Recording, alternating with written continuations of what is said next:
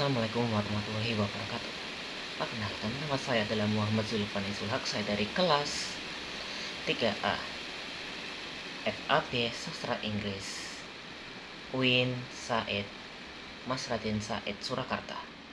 Nah, di sini saya ingin mereview sebuah jurnal makalah filsafat yang berjudul Filsafat Pancasila dalam Pendidikan di Indonesia Menuju Bangsa yang Berkarakter, yang ditulis oleh Yoga Putra Semati dari Pendidikan Bahasa Sastra Indonesia, Universitas Pendidikan Ganesha Singaraja Indonesia. Dan ini merupakan volume kedua yang beliau buat pada tahun 2019. Nah, jadi beliau ini itu menjelaskan tentang bagaimana atau seberapa pentingnya keberadaan Pancasila dalam pendidikan Indonesia. Nah, seperti apa aja fungsinya, apa aja yang kita dapatkan dari mengajarkan Pancasila ke generasi baru yang akan segera datang. Nah, lalu kalau sudah diajarin, ini apa yang akan terjadi selanjutnya? Nah, ini semuanya akan saya jelaskan dan juga tanpa berlama-lama, langsung saja kita mulai. Nah, kita pasti sudah tahu sendiri Pancasila itu apa. Pancasila merupakan dasar atau ideologi bangsa Indonesia yang mempunyai fungsi dalam kehidupan bangsa dan negara Indonesia. Filsafat adalah berpikir secara mendalam dan sungguh-sungguh untuk mencari kebenaran. Filsafat pendidikan adalah pemikiran yang mendalam tentang pendidikan berdasarkan filsafat. Apabila kita hubungkan semua ini, Pancasila, filsafat, dan filsafat pendidikan, maka kita akan mendapatkan kita akan mendapatkan fungsi Pancasila dengan sistem pendidikan yang ditinjau dari filsafat pendidikan. Maka Pancasila merupakan pandangan hidup yang menjiwai dalam kehidupan sehari-hari. Karena itu, sistem pendidikan nasional Indonesia wajar apabila dijiwai, didasari, dan mencerminkan identitas Pancasila. Pancasila adalah falsafah yang merupakan pedoman berperilaku bagi bangsa Indonesia sesuai dengan kultur bangsa Indonesia.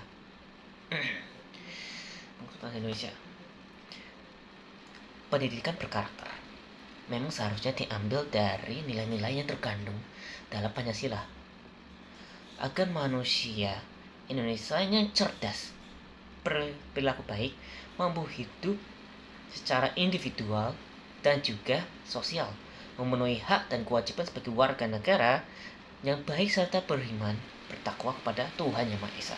Semua telah dicangkum di filsafat pendidikan Pancasila yang mempunyai ciri-ciri yaitu integral, etis, dan religius. Nah, itu baru filsafat Pancasila-nya itu sendiri.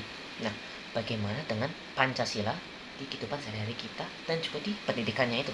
Nah, Pancasila kan dasarnya itu merupakan bagaimana atau pedoman atau pandangan hidup masyarakat Indonesia yang di dalamnya itu memiliki 5 isi yang memiliki jati diri bangsa Indonesia ini. Nah, sila-sila Pancasila ini menggambarkan tentang bagaimana orang-orang Indonesia itu dan seluruh yang tinggal di Indonesia itu hidup. Apakah mereka itu saling bermusuhan? Apakah mereka itu saling nusuk dari belakang? Atau apakah mereka itu saling mendukung, saling menyukai, dan sebagainya? Nah, masuknya Pancasila sebagai suatu ideologi dan falsafat bangsa Indonesia tak lepas dari peran Bung Karno, merupakan Sutrisno. Menurut Sutrisno, Pancasila adalah suatu filosofis groundslag atau Walton Church yang diusulkan Bung Karno di depan sidang BPUPKI pada 1 Juni 1945 sebagai dasar Indonesia yang kemudian merdeka. Suatu masyarakat atau bangsa yang menjadikan filsafat sebagai suatu pandangan hidup, yaitu merupakan asas pedoman yang melandasi semua aspek kehidupan dan aspek bangsa tanpa terkecuali aspek pendidikan. Nah, yang bukan seperti apa yang saya sebutkan tadi, Pancasila dasar kehidupan bangsa Indonesia. Filsafat pemikiran yang mendalami untuk mencari kebenaran dan filsafat Pancasila. Ya benar, filsafat Pancasila merupakan ide-ide bagaimana cara Indonesia itu sebenarnya harus hidup. Nah, semua ini tuh nyambung dengan aspek-aspek pendidikan yang mengajarkan siswanya itu untuk menjadi pintar, bisa yang menjadikan mereka pintar, mampu untuk melakukan sesuatu sendiri dan juga berkelompok, mampu untuk hidup secara individual atau berusaha sosial. Nah, seperti itu. Nah, hasil dari penelitian yang dilakukan oleh Mas Yoga ini itu merupakan Pancasila sebagai suatu sistem filsafat. Jadi bukan cuma sebagai pandangan atau ide tua, tapi merupakan sistem yang sudah ditanamkan di negara Indonesia ini. Memiliki dasar ontologis, dasar epistemologis, dan dasar aksiologis tersendiri. Ini membedakan dengan sistem filsafat lain. Secara ontologis, kajian Pancasila sebagai filsafat dimaksudkan sebagai upaya mengetahui hakikat dasar dari sila-sila Pancasila. Noto Nagoro menyatakan bahwa hakikat dasar ontologi Pancasila adalah manusia, sebab manusia merupakan subjek hukum pokok dari Pancasila. Selanjutnya, hakikat manusia itu adalah semua kompleksitas makhluk hidup, baik sebagai makhluk individual maupun makhluk sosial. Secara lebih lanjut, hal ini bisa dijelaskan secara berketuhanan yang Maha Esa, yang berkemanusiaan yang adil dan beradab, yang berpersatuan Indonesia, dan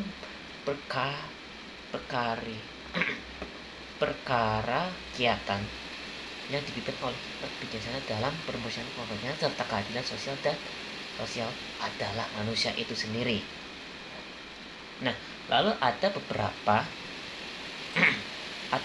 prinsip-prinsip filsafat dari filsafat Pancasila itu sendiri.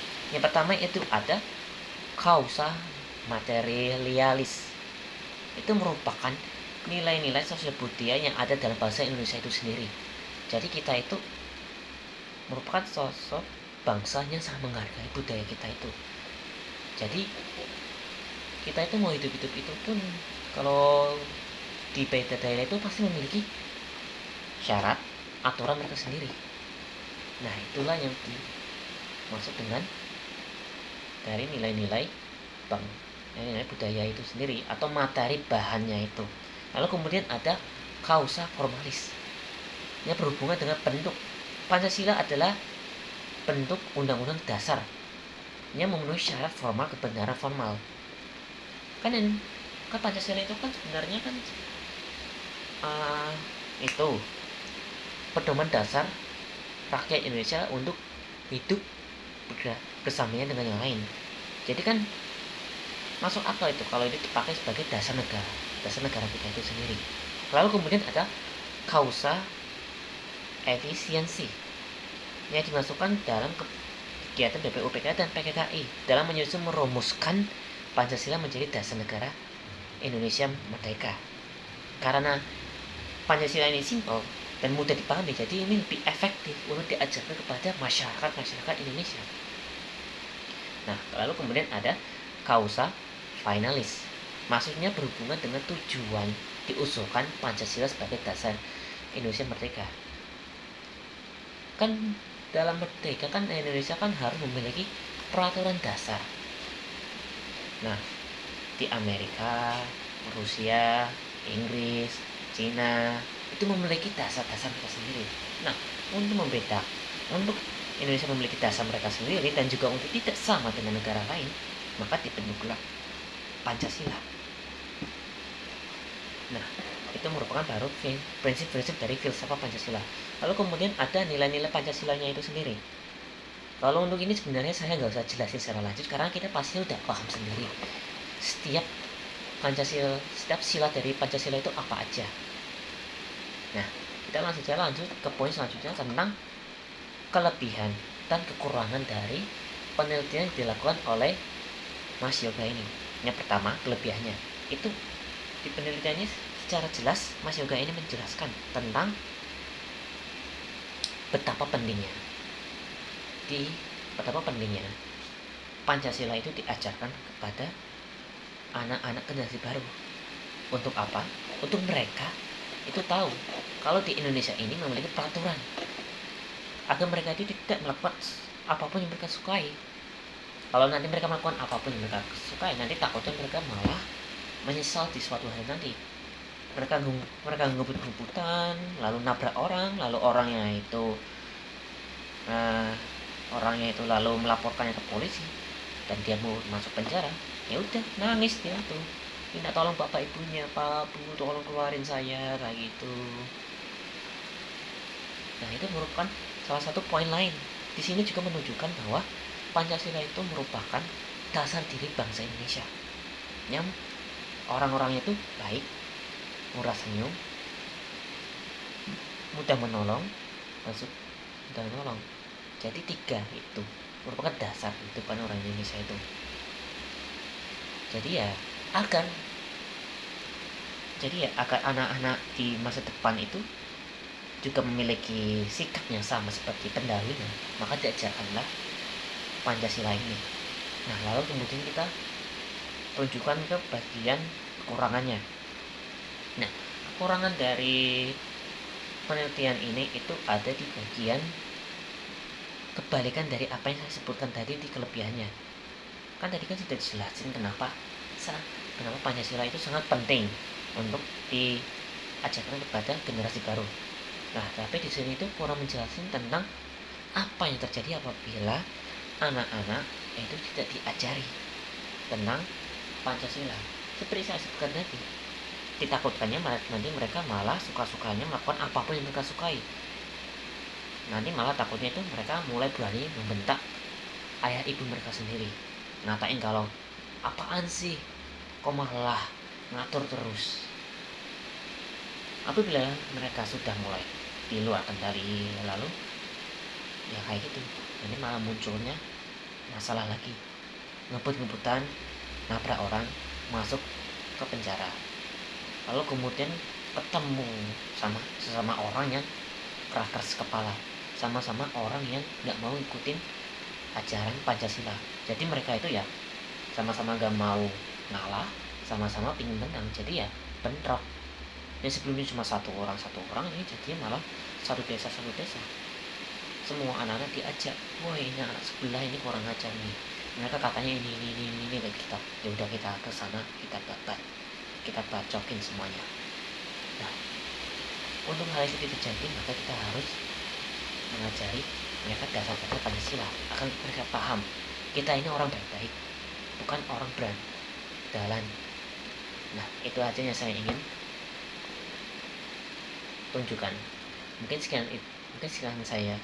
sekian saja dari saya. Mohon maaf apabila ada tutur kata yang salah, dan juga terima kasih untuk waktu yang telah kalian semua tuangkan kepada saya. Terima kasih. Wassalamualaikum warahmatullahi wabarakatuh.